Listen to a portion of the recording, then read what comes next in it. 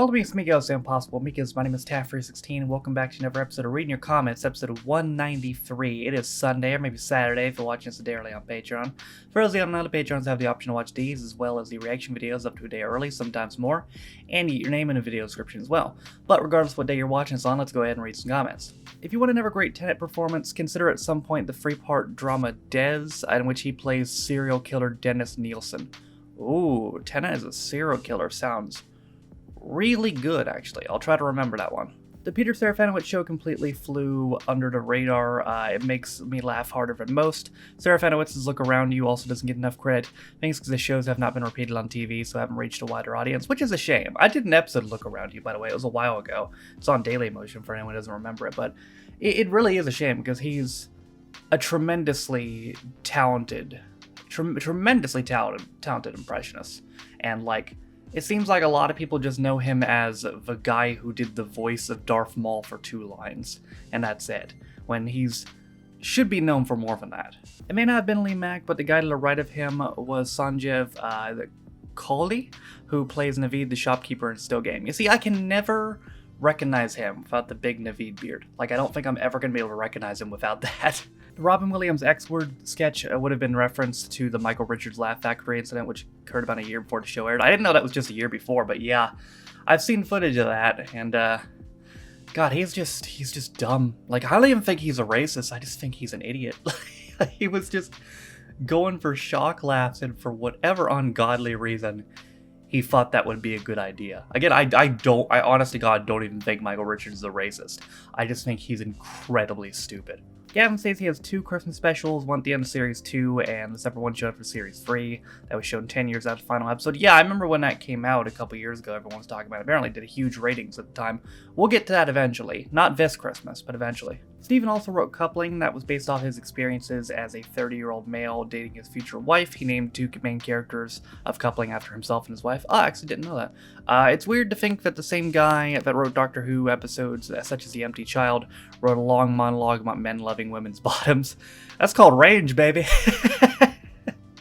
That's called range. Holy shit, didn't think I'd ever see anyone react to Chalk. I used to love it when it was on TV. Eric Slide is clearly based off Basil Fawlty. Yeah, I mean, I definitely get the reference to it being a Fawlty Towers ripoff a bit, but I don't think it was necessarily a bad thing.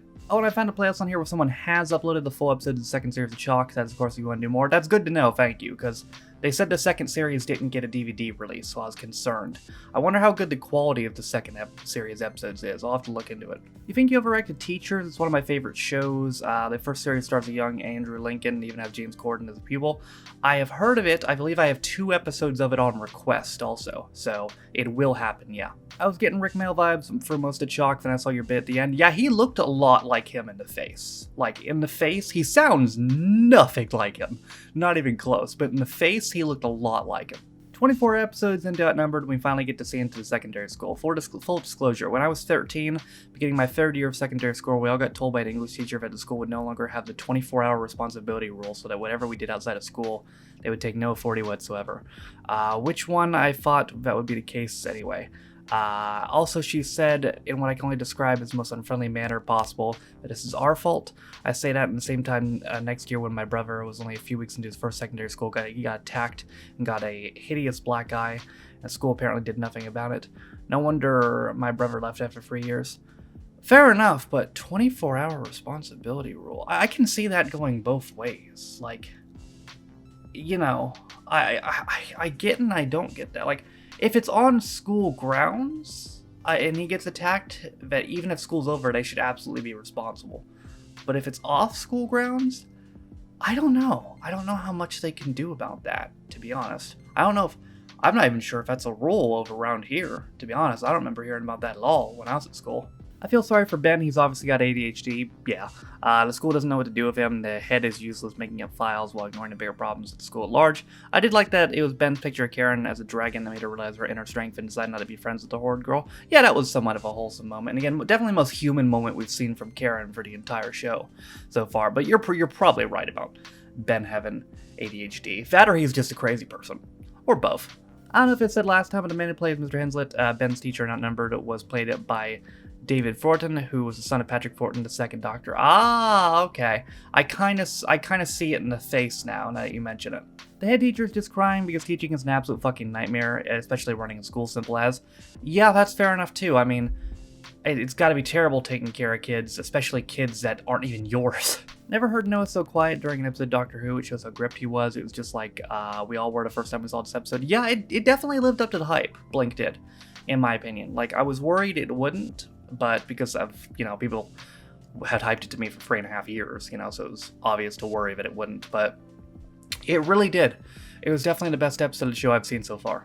Yep, Sally Sparrow, one of the best companions the Doctor never had. This one is the best and best loved Doctor Who stories, both of classic and new, and now you know why. Yeah, she would have made a great companion. Again, don't spoil for me whether she shows up later in the show or not, but, I mean, I think her and Tennant on a regular basis could have been something. With your stress plan in the first part of Doctor Who episode, I think I've just worked out what the super secret project is. Well, now that it's out, it came out yesterday, you were wrong, but that's the next one. Amos did raise the issue of cake in Parliament at the time after the Brass Eye episode and was mocked by the public for it for years and years. He actually became chair of the Psychoactive Substances Bill Committee like 20 years after this aired. Yeah, well, he actually did bring it up. Damn. Poor. I almost feel bad. I mean, it's kind of funny, but he just got memed on.